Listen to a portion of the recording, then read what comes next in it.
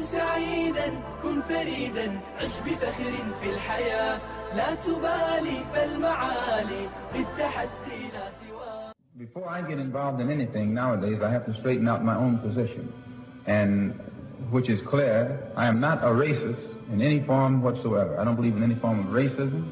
I don't believe in any form of discrimination or segregation. I believe in Islam. I'm a Muslim. And there's nothing wrong with being a Muslim. Nothing wrong with the religion of Islam. That just teaches us to believe in Allah as the God. And those of you who are Christians probably believe in the same God. Because I think you believe in the God who created the universe. And that's the one we believe in, the one who created the universe. The only difference being you call him God and we call him Allah. Jews call him Jehovah. If you could understand Hebrew, you'd probably call him Jehovah too. If you can understand Arabic, you'd probably call him Allah. But since the white man, your friend, took your language away from you during slavery, the only language you know is his language, your friend's language. So you call for the same God he calls for. When he's putting a rope around your neck, you call for God, and he calls for God.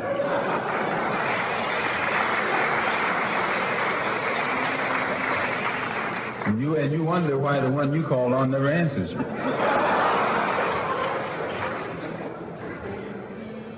So that once you realize that I believe in the Supreme Being who created the universe and believe in him as being one, I also have been taught in Islam that one God who only has one religion, and that religion is called Islam, and all of the prophets who came forth taught that religion. Abraham, Moses, Jesus, Muhammad, all of them. And by believing in one God and one religion and all of the prophets, it creates unity. There's no room for argument, no need for us to be arguing with each other. And also in that religion, of the real religion of Islam. And when I was in the Black Muslim movement, they didn't have the real religion of Islam in that movement. It was something else.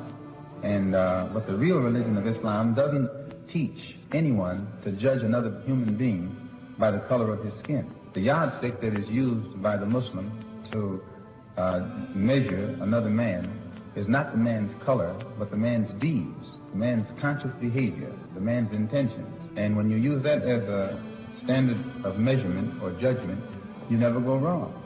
But when you just judge a man because of the color of his skin, then you're committing a crime, because that's the worst kind of judgment.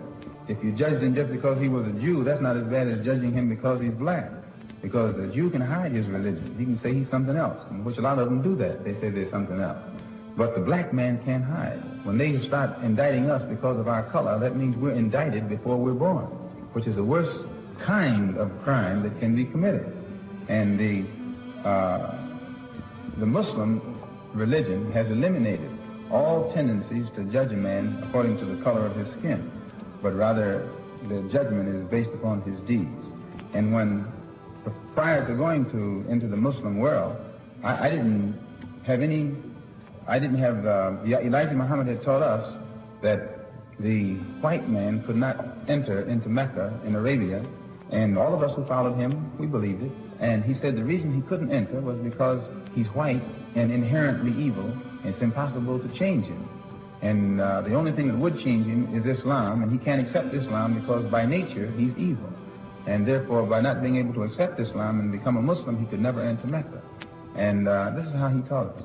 And, and so when I got over there and went to Mecca and saw these people who blonde and blue-eyed and pale skin and all those things, I said, well, but I watched them closely, and I noticed that there was, though they were white, and they would call themselves white, there was a difference between them and the white one over here. And that basic difference was this.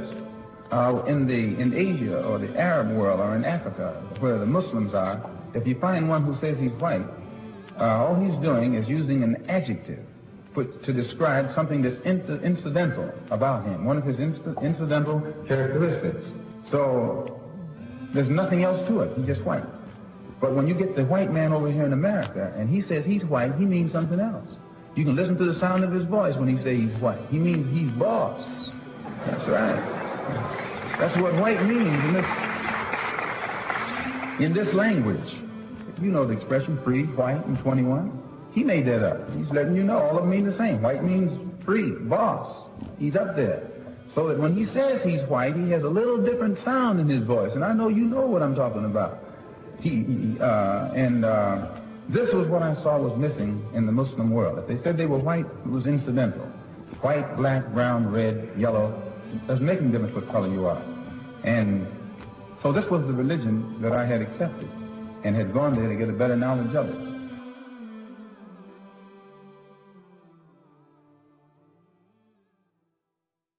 بسم الله الرحمن الرحيم يا أيها الذين آمنوا كونوا قوامين لله شهداء بالقسط ولا يجرمنكم شنآن قوم على ألا تعدلوا اعدلوا هو أقرب للتقوى واتقوا الله إن الله خبير بما تعملون.